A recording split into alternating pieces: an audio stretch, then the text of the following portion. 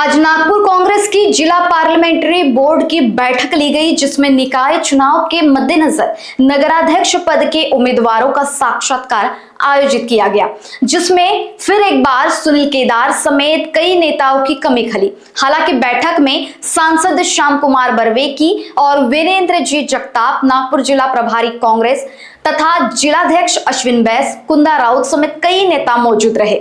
बताते चले कि जिले की नगर पंचायत और नगर पालिका चुनाव के लिए जिला कांग्रेस ने 7 नवंबर को इच्छुकों को बुलाकर इंटरव्यू पूरे कर लिए थे, लेकिन इस प्रक्रिया की कोई जानकारी प्रदेश कांग्रेस द्वारा नियुक्त जिला और विधानसभा निरीक्षकों को नहीं दी थी।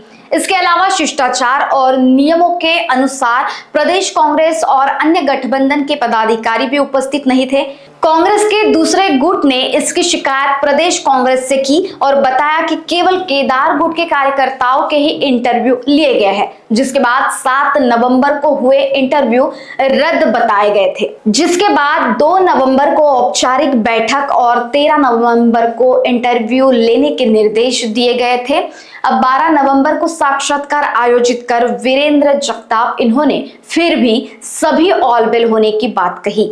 ज्ञात हो कि निकाय चुनाव लड़ने के इच्छुक उम्मीदवारों से जिला कांग्रेस कमेटी द्वारा जिला चयन मंडल के नाम पर 7 नवंबर को इंटरव्यू लिए थे।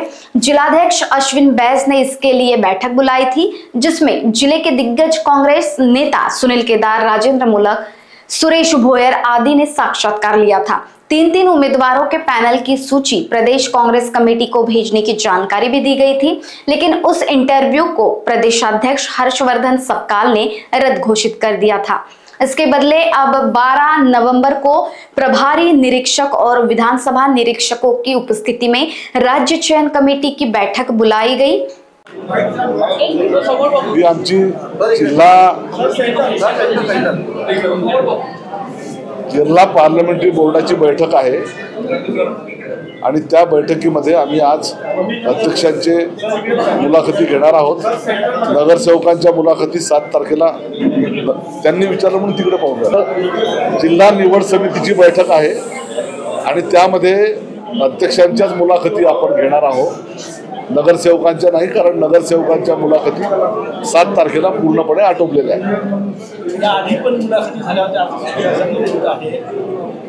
काही राहिल्या होत्या शिल्लक की कसं काय? हो, शिल्लक राहिल्या होत्या। अध्यक्षांशी आमच्या जे विधानसभा प्रभारी आहे, मी आहे, त्याही यवतमाळ जिल्हा आहे, गडचिरोली जिल्हा आहे, तिथले विधानसभा प्रभारी होते आणि तिथे त्यांचे इंटरव्ह्यू होते 7 तारखेलाच। म्हणून आपण अध्यक्षांसोबत चर्चा फेस टू फेस झाली नाही, म्हणून आज आपण नगराध्यक्ष पदासाठी काही उमेदवारांनी मुलाखती दिलेल्या त्या ग्राह्य पकडण्यात आली का की त्यांना? हो, बिलकुल पकडल्या जातील।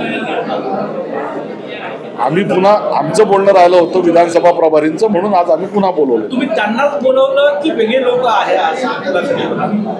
नाही, वेगळे लोक काय, ज्यांनी अर्ज केले आहेत पक्षाकडे, पैसे भरले आहेत, त्यांनाच आपण बोलवलेलं आहे। त्या दिवशी तुम्ही विनंती केली होती की निवड समिती नसल्यामुळे बैठक पुढे ढकलली, मात्र बैठक कंटिन्यू राहिली नाही, अशी विनंती वगैरे काही केली नाही। मला माझ्या जिल्ह्याच्या मुलाखती होत्या, मलाही जायचं होतं, म्हणून मी आलो। अध्यक्ष साहेबांना सांगितलं की नगरसेवकांच्या मुलाखती आटपा। आता त्यांनी बोलवलं, सगळ्यांना होतं, त्याच्यामुळे ते नगरसेवकांच्या अध्यक्षाचे घेतलं, तर वावगं काय?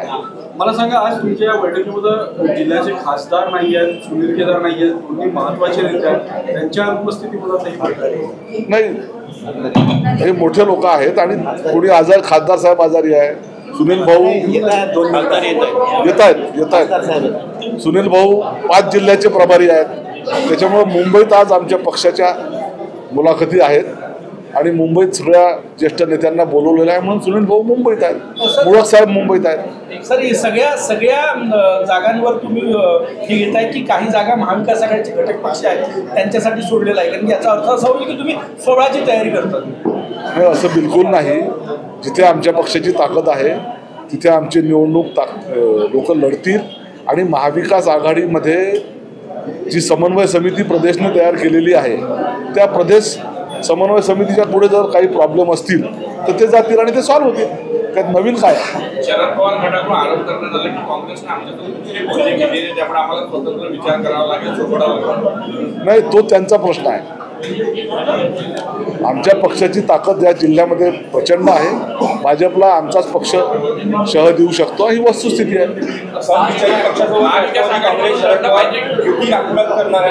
काँग्रेसच्या नेत्यांसोबत समन्वय साधण्यासाठी प्रयत्न केला, मात्र काँग्रेसकडून याची काही मला माहिती नाही. 7 नोव्हेंबरला याच ठिकाणी बैठक झाली होती. त्या बैठकीतले लोक आजच्या बैठकीत नाही आहेत, त्यामुळे 2 गट वेगवेगळे पडले असं बिलकुल गट पडलेले नाही. हे तुमची सगळ्या मीडियातल्या चर्चा आहे. असं काही गट नाही, सगळे लोक हजर आहेत. त्या बैठकीतले लोक आज नाही आहेत. हे तुम्ही कसं ठरवणार? आम्ही सगळे काही दिवशी होतो.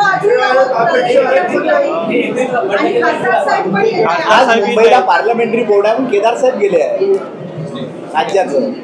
विनाकारण तुम्ही गॉसिप बनवू नका. काही अर्थ आहे का?